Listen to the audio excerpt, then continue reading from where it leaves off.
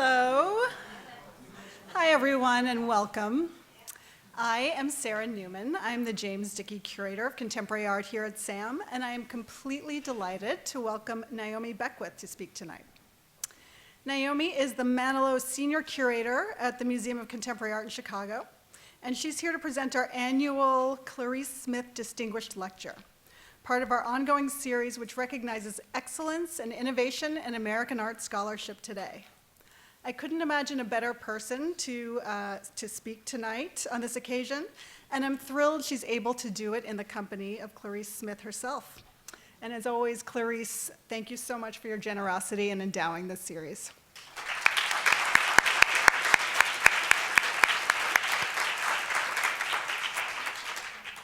And I want to mention also that we'll have a Q&A at the end of the program. So you all have comment cards in your programs, so please write down your questions, and a staff member will collect the cards at the end of the program.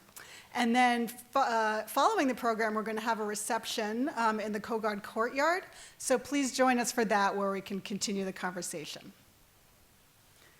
In an interview discussing her career and the pathways it's taken, Naomi Beckwith described what she does in very simple terms, saying that her job is to be, quote, a translator between an artist and their audiences, end quote. I love this statement, mostly for its unusual lack of ego, but also for the way she formulates a refreshingly straightforward ideal for a contemporary curator. Beckwith considers it her role to get out of the way and to bring artists' ideas to life. With that goal as a lodestar, she's pursued a body of work that has shaped how we think about art today. She's established a legacy of examining Black cultural practices around the world, probing issues of identity and multidisciplinarity. And she's been an early and forceful champion of rising artists, including Rashid Johnson, Jimmy Robert, the Propeller Group, and Lynette Yedem-Boakye. She's been at the MCA since 2011, and before being promoted to senior curator a little over a year ago, she curated solo exhibitions of Howardena Pindell, Karen Cedar, and William O'Brien, among other artists, and thematic exhibitions including The Freedom Principle, Experiments in Art and Music, 1965 to now.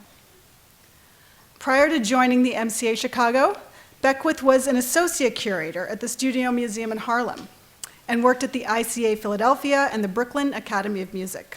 She's authored dozens of essays in major publications and has edited several exhibition catalogs and frequently lectures on contemporary art.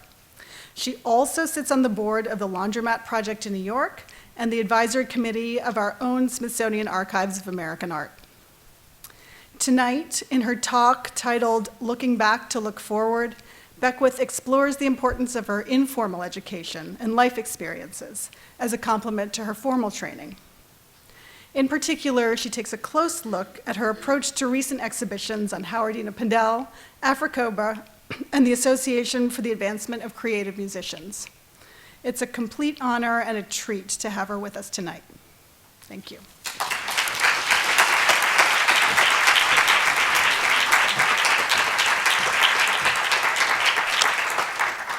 Good evening, everyone.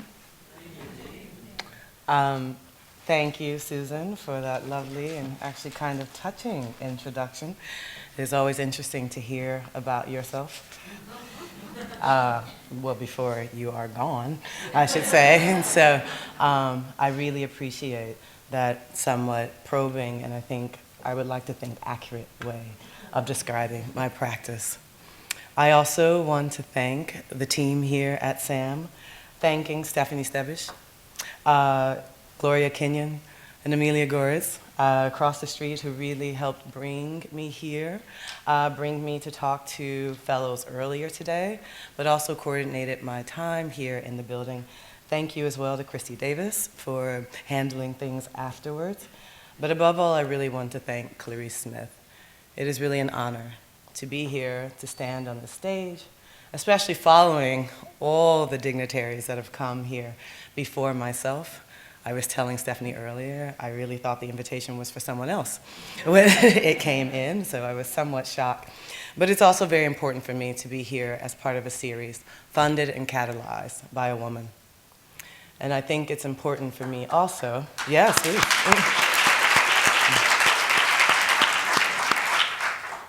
I like to believe that the project that we are all working on is really about changing the stories we tell about art history, and I am especially grateful to the women who do that work in the world, and I followed behind very many women, strong, smart, incredible, capable women, and especially women of color, who have really forged a path for me. So I very much appreciate your contributions to this moment tonight. I also want to take a moment and acknowledge two people, two very brilliant curators, the Nigerians Okwe Nwezer and BC Silva. Both of them passed away earlier this year. Both of them worked very heartily in the American context as well as across Europe and Africa, and they were great inspirations to myself. And they were those who basically made plain to me that the work that we do here in the States and the context that we work in, even in Chicago and our own hometowns, can have a resonance anywhere. So in their absence, I thank them. And Susan, you couldn't have said it better when you called me a translator. It is very true that I believe that my role is to stand between institutions and audiences. This is why I work in museums.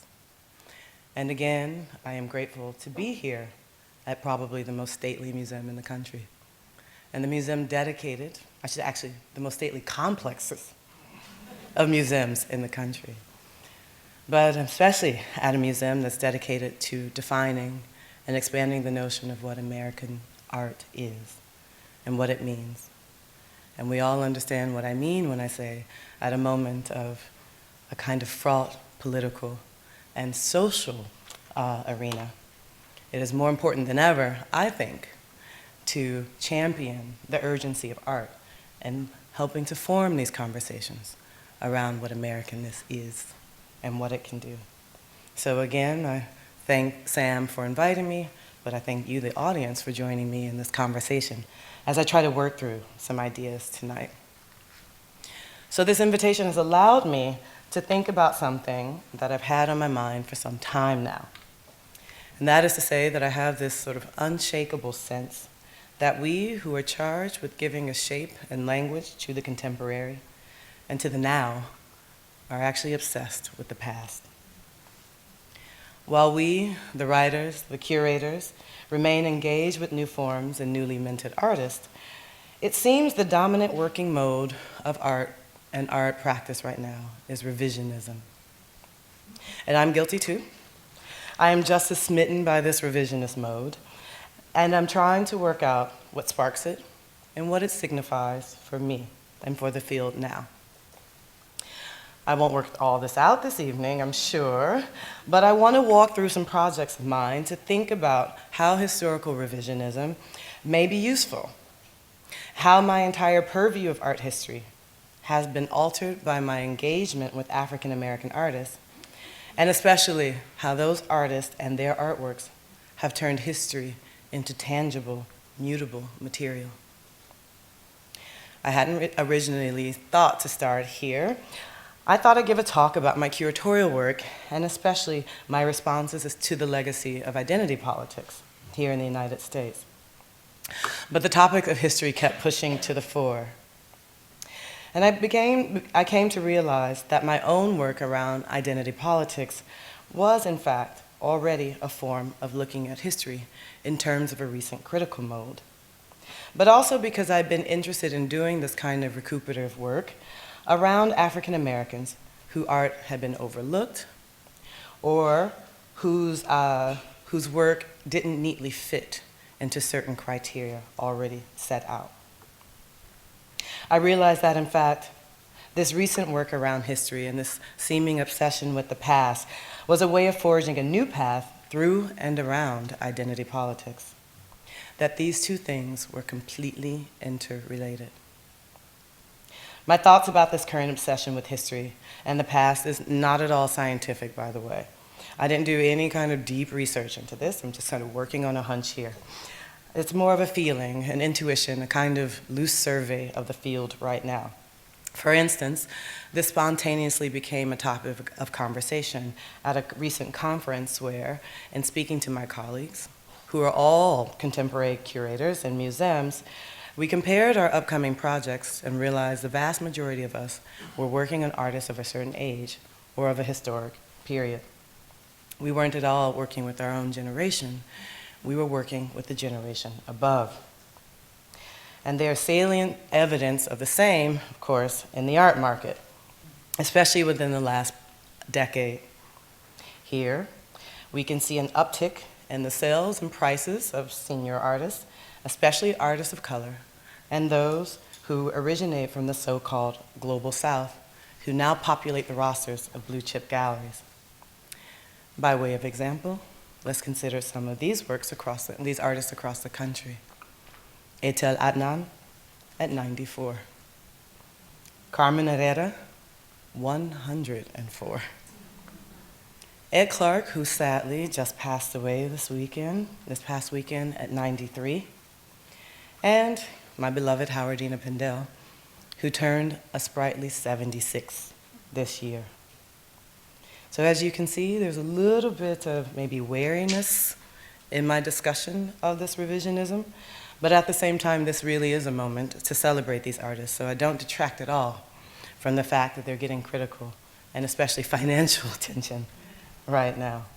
I also want to really quickly send a shout out and a congratulations to Howardena Pindell, who was honored at the Smithsonian Archives of American Art Gala just last night. But this same revisionism plays out in the critical arena. So the New York Times Best Art of 2018 list, 2019 isn't out yet, but that 2018 list included only 4 living artists amongst its best solo shows of 2018, 4. And one of those artists, no joke, was the French soccer player Kylian Mbappe. So really, 3, 3 artists. And I'm wondering, is this a kind of currency now, or is this a crisis? Are we in a moment where we lost some terms by which we can address the present, or are we simply taking a step back to reassess some things? I'm not quite sure yet. But I am interested in how we can make these lines of inquiry productive.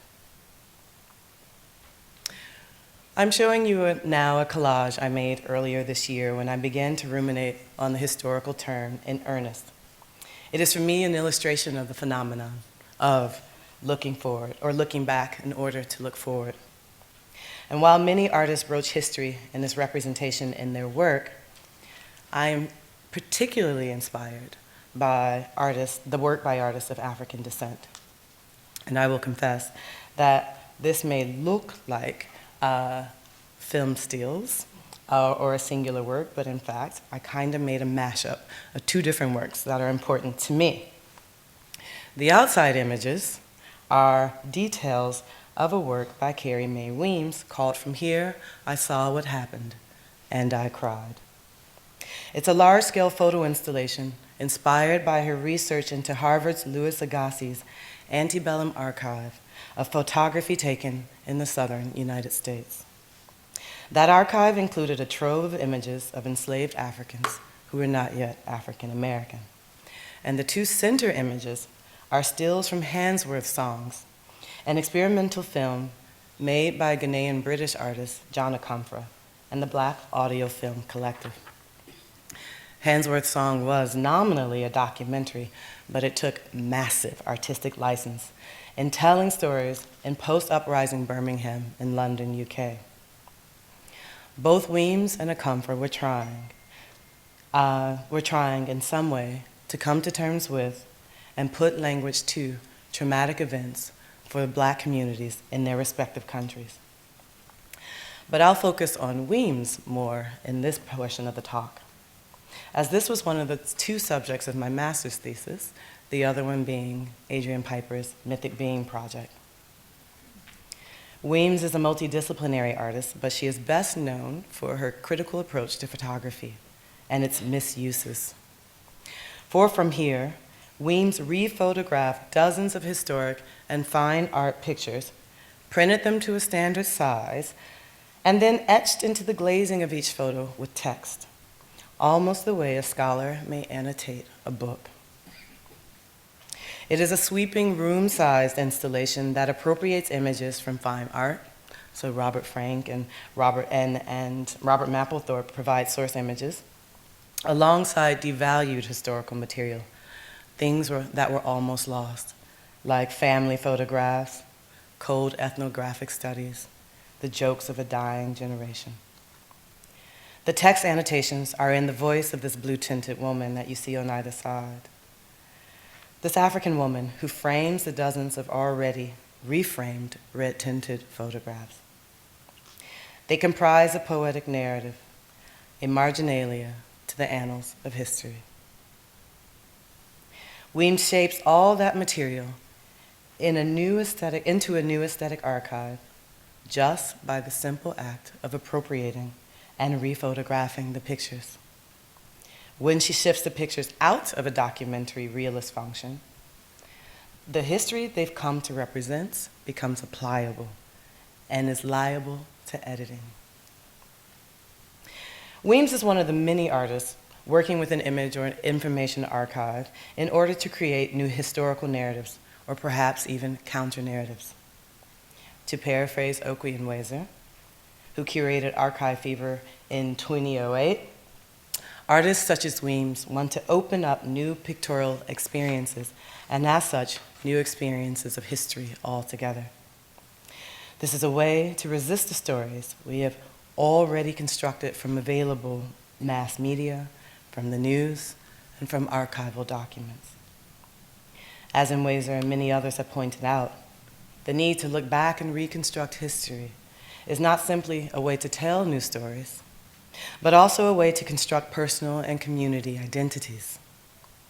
Or perhaps we need to acknowledge that often memory is a more powerful tool at times to constructing identity than is history. For many artists, history can be performed as much as rewritten. I felt the need to do similar reconstructive work with art history. I happened to come along professionally at a time when many artists, and a great deal of the art world, was deeply invested in doing just that, telling new stories and constructing new frames for new identities, identity formations. The moment of my education was sort of the high moment of identity politics in the US, a moment of increased participation for women and artists of color in the art world. And from my hindsight vantage point, I get to critique this moment of identity politics and historicize it as one of the varieties of postmodernism. But I also have the opportunity to critique it in the way that the art world still lives with its language and with its terms. And sometimes I feel like these vocabularies aren't the most productive for thinking about these artists. I believe that the terms around Black art and Black artists in the US are somewhat limited and constantly in need of expansion. Many misreadings, not the reality, but many of the misreadings of identity politics set it up as a false binary. The idea, or the expressed idea, is that artists need to choose between creating either aesthetically engaged work or socially engaged work, but that they can't do both. Not only do I think this is a false bargain, but I have made it my career to do both. I want to acknowledge the resonance of identity, however that is defined, on the production of art making, to bridge that gap between art history and social history. I grew up on the south side of Chicago. I met a South Sider earlier this evening, hey. And the South Side was a community at that time still resonant with the quake of the Black arts movement. Starting in the 1960s, many African American artists, dancers, musicians, writers, actors in cities across the country looked to the continent of Africa for aesthetic inspiration and for a spiritual homeland. These artists took refuge in an African motherland, both real and imagined, as a counterpoint to the trauma caused by racism, historic erasure, and the legacy and legally sanctioned white supremacy in the U.S. This Pan-Africanist cultural work had its greatest academic exponents in New York, but elsewhere it was mostly dismissed as a minor art movement concerned more with political propaganda and futile utopian thinking than serious art. So I, on the other hand, wanted to take this history and this legacy very seriously. And one of the ways of doing that was by curating a show that for me was a love letter to the South Side. That exhibition, The Freedom Principle, Experiments in Art and Music 1965 to Now, linked the vibrant legacy of the 1960s African-American avant-garde to contemporary art and culture. It was occasioned in part by the 50th anniversary of the founding of the Association for the Advancement of Creative Musicians, or the AACM, a still active union of Chicago musicians whose interdisciplinary explorations of music and sound have changed the boundaries of music as we know it. This is an image of the AACM subgroup called the Art Ensemble of Chicago, and you can see them performing both music but also roles. You see the trumpeter Lester Bowie playing the mad scientist, and you see even someone acting as an African griot. Working alongside and often in collaboration with the AACM in Chicago was the visual arts collective AfriCOBRA, or the African Commune of Bad Relevant Artists. And by bad, they meant badass, by the way, okay? AfriCOBRA's public murals, printing studios, and art workshops were part of experiments in pedagogy and collective creativity at the height of the Black cultural nationalism in Chicago. And while the Freedom Principle ostensibly looked at the formations of an African-American avant-garde in the 1960s, truthfully, it was a way for me to argue that there were real aesthetic forms and ideas undergirding the Black arts movement. Ideas about color and shape, text and image, abstraction and figuration, still objects and performance art. But most importantly, about politics and beauty. For instance, AfriCOBRA members were acutely aware that the international triumph of American art in the 1950s was, in fact, the triumph of abstract art. Yet, the collective also understood that the American art historical canon lacked figurative images of Black people. Thus, AfriCOBRA created an entire aesthetic, a midpoint between figuration and abstract formalism, as you can see in this slide. This attempted to square away significant aesthetic form with social advocacy. More significantly, these aesthetic principles from the Black arts movement still inspire artists today, and not just African American artists, but artists working globally. The artists in the Freedom Principle, whether of that generation or that above, of my generation or that above, from the States or from elsewhere, allowed me to look at a historic moment from a critical distance. A historic moment that even formed my nascent sense of aesthetics, because this was the work that I saw growing up in the South Side, or work like this. And in so doing, I came to appreciate the scholarly impulses of these artists and their deliberate moves to not only expand and occupy an art historical canon, but to reshape it in their own image. Pardon me, 1 second.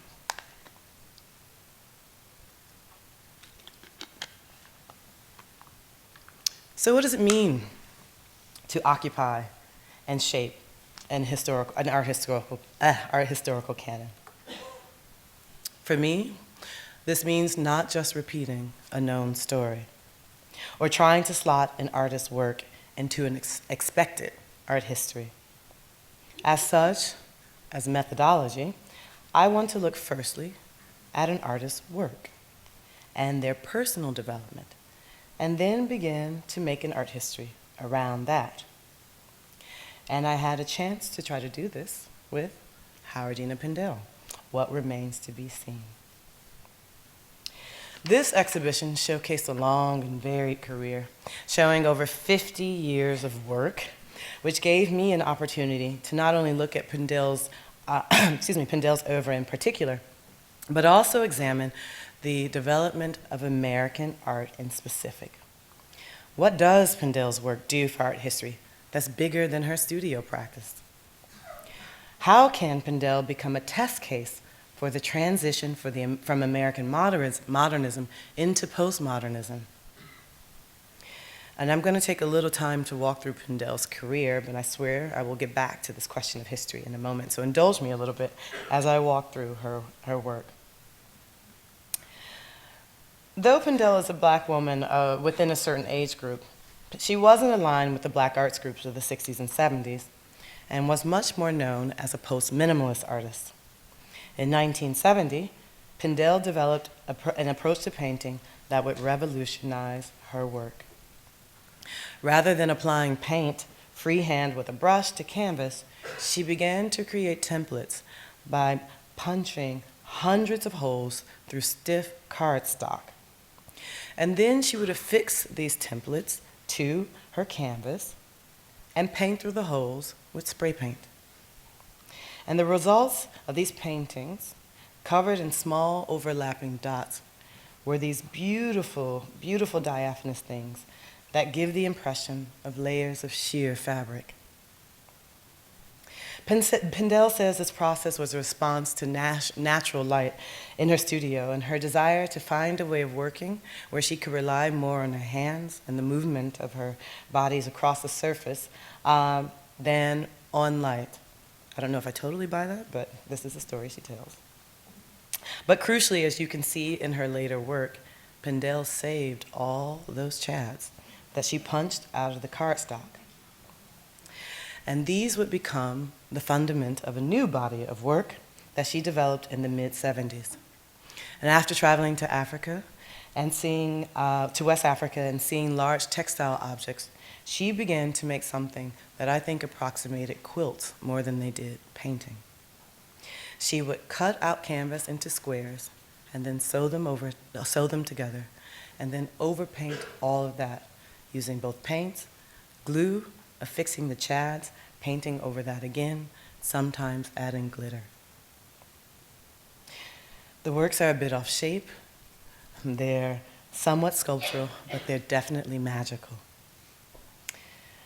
And after she was done, she would often cover them with powder or even spray them with perfume, treating the work like a woman's body. And you can only imagine what it would have been like in the 70s to walk into a gallery, see these works, and have something just sparkle in front of you, but also to be able to sensually smell them as you're in the room. With her template paintings and hole punch works, Pindell is then subsumed into the American tradition of abstract painting, though I would argue by this point that she was no longer making paintings, or no longer making at least images as we understand them. She was making objects where her labor and her materials were the primary components of the work, more so than any visual quality. Pindell also had a double life as a curator by day, becoming the first black woman to hold a curatorial position at the Museum of Modern Art in New York. And she was an artist by night. Though by 1979, she quits her job at MoMA, feeling pushed out due to her anti-racism activism and her political work. Politics have been a big part of Pindell's social life. For instance, she is a committed feminist and a founding member of the still active Artists in Residence Gallery that champions women's work. But for the longest time, Pindell always kept politics separate from her artwork. She kind of believed in this modernist dictate that content had no place in abstract art. But she experienced firsthand racism in the art world and came to understand by the late 1970s that the art world was fair game for political critique. Soon after leaving MoMA, Pindell was in a life-threatening car accident and that experience brought a political urgency to her art. Her first work after the accident was the iconic video, Free White and 21, where she recounts moments of racism in her life firsthand.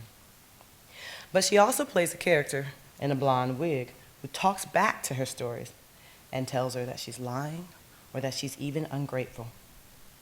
Ostensibly, the work is a response to and directed at the racism of her second-wave feminist colleagues. This moment also represents a significant break in Pindell's career, and she loses a great deal of her initial and early supporters. Those who loved her experimental abstract work think she's lost the plot at this point. But she's gained new fans, especially in African American art historians and with the new generation of feminists. That is to say, basically, that she captured my heart as well. Free White and 21 marks the first time in her professional career that Pindell physically appears in her artwork. But here the body is no longer a metaphor as it is with the Chad paintings where you kind of sense a body. Here, the body is literal and it activates the artworks. Pindell is speaking first person in the video. And for her next series of paintings, she starts to use the body again. But here the body appears in some unusual ways. Pindell is an incredibly well-trained painter. She can paint perfectly, figuratively, almost photographically, realistically. But what you see is a kind of naive body, something that looks like it's hastily done and misshapen. And she creates this bodily form, not by painting it, but by laying down on a canvas, tracing her body with one hand, coming back with scissors, cutting that form out, and then stitching that form into another canvas altogether. It is such a literal and immediate way to include her body, so much so that some of the works from the 80s even include a bit of her blood. As I mentioned before, these new figurative works were thought of as a radical departure from those earlier works, when in fact, as you can see, they are a continuation of her ideas and materials already extant in the abstract works: the unstretched and shaped canvas, the mixed media, the cutting and sewing, and activating her hand and body. So what does this mean then to call Pindell's work after 1979 a new postmodern direction when she had already developed those ideas in the 60s and 70s? I believe that it is a misreading and that these works belong to a class that I call errant forms. That is, art that is misunderstood by its contemporaries, so much so that it's almost rendered invisible to critics, curators, and to the market. If we pause for a moment and stop thinking of the direction of Pindell's work, or the work of any artist for that matter, as a straight line sort of moving forward in one developmental direction with periodic ruptures in their practice, we can now see how certain ideas and concern which were active in her early years are still extant. In other words, we need to discover the continuities and not the breaks. Here is a relatively recent work that continues the same ideas from the earlier work: the abstract geometric forms, the shaped and unstretched canvas with a strong monochrome feel. But most importantly, this work is in the shape of a spiral. This is a shape that, like Pindell's art practice, goes forward while turning in on itself. The spiral moves like aesthetic ideas, like memory, like history. The spiral, too, has inspired my model for addressing art history. One also encouraged by a certain West African idea, the concept of Sankofa. Sankofa is a word in the Twi language of Ghana that loosely translates to go back and get that which may be left behind. For me, it means always remember history, or when looking forward, always remember to look back and to honor the ancestors. It was a social lesson that I learned as a post-Black Arts Movement child in those heady days on the South Side. Lately, it's become a useful model as a rejoinder to the teleological and progressive methods of art history, methods that assume all things move in a straight line and forward at all times. I can see from exploring the work of Pindell and others that the process of looking into the future necessitates a recuperative look at the past. One more moment, and I'll let someone, I'll give them the opportunity to silence the phone.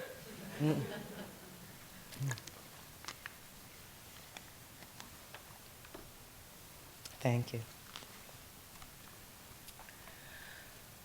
I've curated a show called Prisoner of Love at the MCA Chicago that's on view for just a few more days.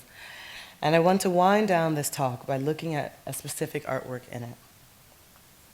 At the center of the exhibition is one of the most powerful moving image works that I have ever encountered in my life. Just a few days after the last presidential election, Arthur Jaffa premiered his gut-wrenching video, Love is the Message is Death, at his gallery in New York. It is a work that I was so stunned to see that I went back to Chicago, grabbed 3 friends, and we flew back to New York just for a day to see this video. And it is a work that I thought of screening, but I felt as though this wouldn't be the most appropriate time to see it. It is one that I think necessitates a deep moment for group reflection and group conversation. So I'm sorry that I won't show it this evening. I hope you all get the chance to see it at some point, as many, many museums have brought it into their collection. Including this one? Yes, thank you, Sam.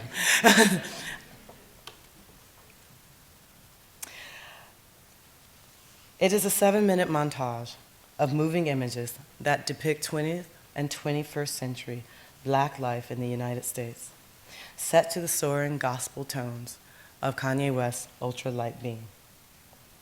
I wanted to present the video with other works in the MCA collection that carry the same ambivalence that's in the exhibition titled Prisoner of Love, and that Jaffa's video depicts. The video loosely narrates the story of trauma and transcendence in a flurry of footage, from historic speeches by Martin Luther King and Barack Obama, to clips of cultural icons Beyoncé and Notorious B.I.G., to flashes of concerts, home movies, news footage, music videos, documentary films, and sports matches, of parties and beatdowns, old Hollywood and church, triumphant slam dunks, and outright murder. Love is a Message collapses several binaries of image making and consumption, the public and the private, amateur and professional, feature film and documentary, past and present, and I would say even the future is included within it. Many clips were chosen as deliberate mirrors of each other. So for instance, a voguer at a ball twists and drops to the floor, and we cut to a Pentecostal woman falling under the Spirit in the same way just decades ago. A tuxedo tap dancer does a quick 360 turn in a vintage Hollywood clip, and cut, a young man at a hip-hop party does the same turn on his heels. Not only was I struck by the rapid-fire reels and the visual historic rhymes, I was also struck by the intimacy of the images, the way in which many of the chosen clips never seem intended for public consumption, but already were familiar to me in an era of YouTube dispersion and a 24-hour news cycle. When I look at the video, the source scenes are disturbingly familiar. I can give titles to the film clips. I can locate the time and place of the protest. I can name those shot by police on camera. And I already have all the internet memes in my mind. I feel as though not much of this is new to me. In its dizzying array, the video surfaces for me several key questions. what does it mean for me and all of Jaffa's viewers to face history constantly? And what does that do to one's psyche and identity formation? Are we literally looking backwards over our shoulders in order to face history, or are we living with the past every day? I believe Jaffa's video, in its easy jumps from past to present, proposes a new spatial and temporal order for history. History is not behind us, but ever present, and splicing itself into the present at all times. In fact, I believe this is a feature of the work of all the artists that I've discussed this evening. As a group, they teach me that time isn't linear, but circuitous and multi-layered, and that history, or more specifically, the archive from which history, which is the residue of history, is generative and not just the fossil of a codified past. From Weems's counter-narratives and Pindell's insistence on time turning in on itself, to AfriCOBRA's revival of a lost natal culture, or Jaffa's insistence on living with ghosts, all these African-American artists lead me toward a revolt against linear time. Thank you.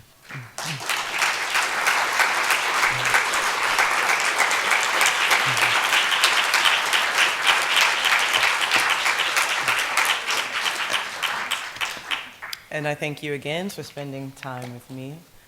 As Susan mentioned, there is a Q&A, and someone will be reading questions out to me that have already been posted. Where would that someone be? Oh, someone is coming. You can pass comment cards down to me or to Lauren. Happy to take them. Does anyone have one ready to get us started? Test 1, 2. Thank you. And if you can just pass them down. You can pass them down and I can take them. Thank you. This is your first question. Where have education departments or art interpretation professionals figured into your work as a translator between artists and viewers? Ooh, great question about museum practice, actually. So 2 things about education departments.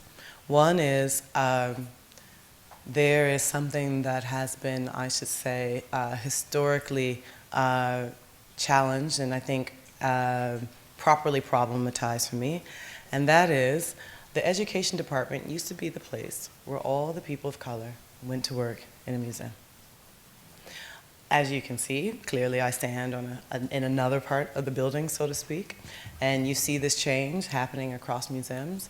But it's interesting to me that this idea of speaking to the public and outreach was historically the responsibility of people of color. That doesn't denigrate the work. It is absolutely important, and it is amazing, and should happen.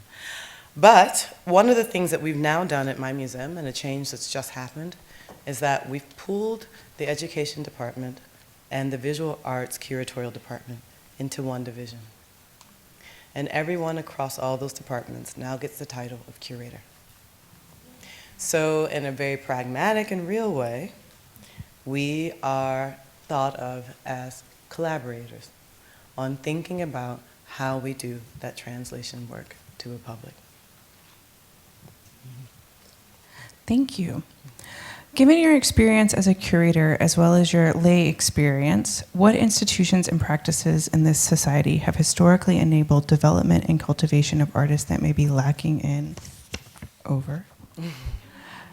for instance, impoverished or underprivileged and minority communities? I love that someone said curatorial or lay.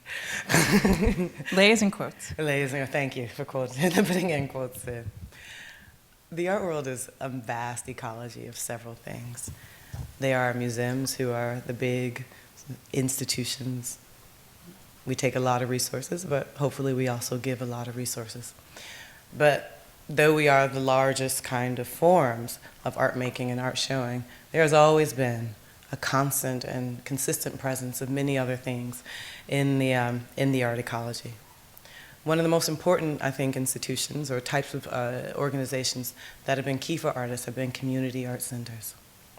A lot of them were born after the New Deal. A lot of them were part of a kind of financial recuperation in this country historically. Many of them are closing, but they have been key places where art movements and art groups have formed, especially in Chicago. So I'm thinking of the Southside Community Arts Center, which is almost 80 years old in Chicago. It was opened by Eleanor Roosevelt. I'm thinking of the Hyde Park Art Center that has fostered the careers of many artists, especially artists of color, and so much so to the fact that Dawu Bey, this amazing celebrated photographer in Chicago, is there so often that I used to think he worked there, because every time I went, I could ask for him and he was there. He didn't work there, but he loved it so much he was there almost every day looking and teaching. The Hyde Park Art Center was the birth of the Chicago Imagist movement. Their first show was called Harry Who, and that name stuck for that group, a group that also created these kind of errant forms that I spoke about a moment ago. They got a sort of immediate moment of excitement, and then they disappeared off the map, and then all of a sudden, about 5 years ago, everybody in Europe wants to do a show with them. Again, bless you, they were incubated at the Hyde Park Art Center. There are also all these sort of informal structures that I think should be taken very seriously. When I was a child, there was a group, I'm going to admit, that didn't operate above the law at all times, called the El Rukins. And the El Rukins were very much inspired by the Black Panther Party to create a community center and youth projects. And there, at their community center, was again an arts workshop program. And people like Gwendolyn Brooks, who is a poet laureate and Pulitzer Prize-winning writer, taught poetry classes at that community arts center. So I think it's really important to think about and subvent things that happen on a deep community level throughout the country. And as many sort of alternative art centers, as we would call them, began to fade away, I would hope that each of us really think about supporting that on some level, as well as supporting these larger museum institutions. Thank you. Excuse me. Reconcile the apparent moral shift among museums and galleries toward acknowledgments of artists who have been left out with the accompanying and perhaps necessary rise in market value of their work. Which comes first? Okay. The market will never come first in my estimation. Sorry to all the dealers in the room. It's interesting that this person describes this as a moral reckoning, which I do think that's part of the practice that's happening. Many institutions realize that we've told a very distinct and particular story about our history, especially throughout the 20th century, and that there were so many people left out of that story. It is so important, I think, to do that work of capturing those stories, capturing that art, and you see, and you heard in that list of Eitel Adnan and Ed Clark and Howardena and Carmen Herrera, you heard the way in which many of these artists are being recuperated and rejoined. But I think there's a second part to this practice that's really important. I think part of the problem is the narrative itself.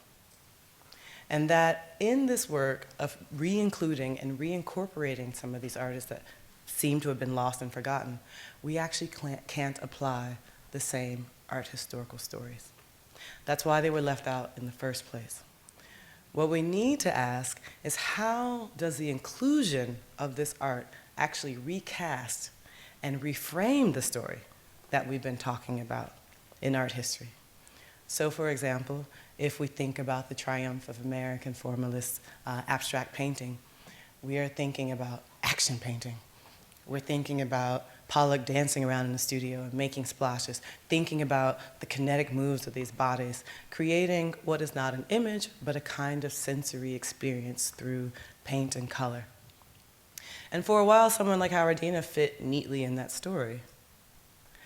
But what about the fact, as I said before, so that's not exactly what she was doing, that she was doing something closer to screen printing, that she was doing something closer to a West African craft tradition. If we don't tell those stories, If we don't include that in the narrative of art history, we actually don't truly capture, again, Pindell. So I want to think about a way in which the canon is not only expanded by the people who are there, but by the forms that they produce, the techniques and the methods that they use. Thank you. What are your thoughts on the current day AfriCOBRA movement? Does AfriCOBRA continue in the figuration abstract style you described? My thoughts are they're amazing still, and thank God many of them are still alive. Some of them have just moved back to Chicago, which is exciting.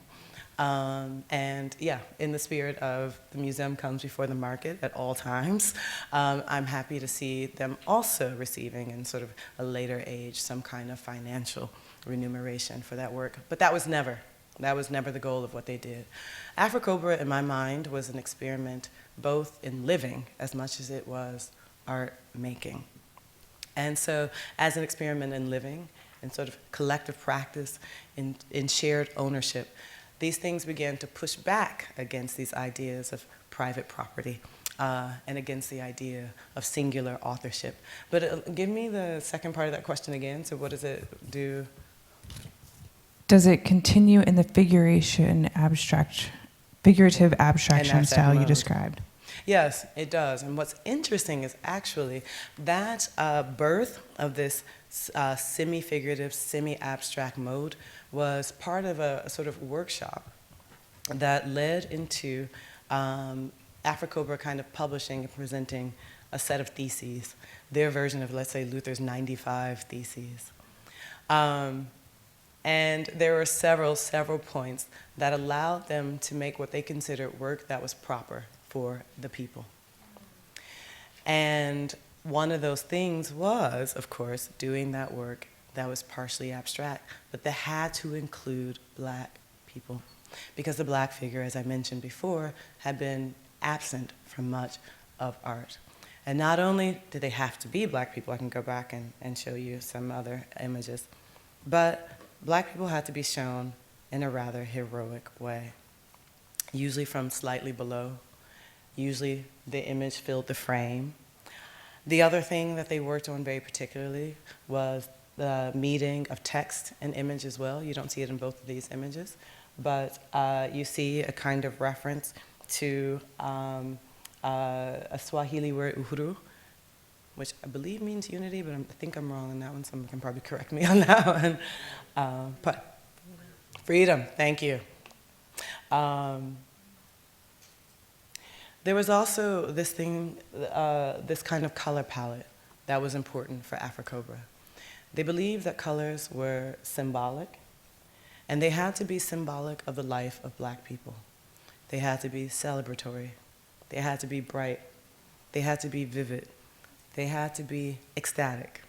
These are the tones they wanted to attribute to Black people as well. So these sort of aesthetic markers and criteria were the things that stayed with AfriCOBRA till now, really. Thank you. Color Girls Who has received a lot of publicity for its revival in New York. Do you think this rethinking or revival is spanning all arts communities? And is this a trend, rebranding, or an honest move toward inclusion? That's so interesting. So funny, when I was in 8th grade, before I left my grade school, we were all asked to leave a book in the library. And that was the book that I left. And then I thought back, why was I reading that at such a young age? So I'm happy I was, because it's not something I don't think I understood at 12 and 13 fully. But I got to see it again in college, and I saw it again actually just 2 months ago. Funny to mention, not in New York, but it also has been brought up in Chicago. I do think the world is at a point where we're trying to reimagine what it would look like if justice was the mode of the 19th and 20th centuries. What's beautiful is that I think there's a sense of reckoning that justice has not been the mode of the last couple centuries of this country, especially following the Civil War, and that there's a lot of work to do to recuperate the lost trust and literally the lost lives of those histories. And I also do believe that the arts have been on the forefront of thinking through that. Is this a real revival or an inclusion, or is it just a blip? I don't know. I will say there's a part of me that is incredibly cynical because I've seen cycles before. The artist Rashid Johnson and I talk about this kind of 25-year cycle of radicalism that seems to come through the world again, and then it gets revisited again and revisited again. All I know is that I still have work to do, and that maybe is the optimistic side of me. My optimism says that I have to find a language by which I make this stick, that I produce books and exhibitions that people look at and reference from here on out, that can't be sort of written out of art history. That's the goal. Will I succeed? I don't know. That's going to be, the future to figure out. But I'm trying to figure out a way in which these narratives get woven into the fabric of art and woven into the fabric of America in a way that they can't be forgotten again. Thank you. Thank you all for your questions, and thank you, Naomi.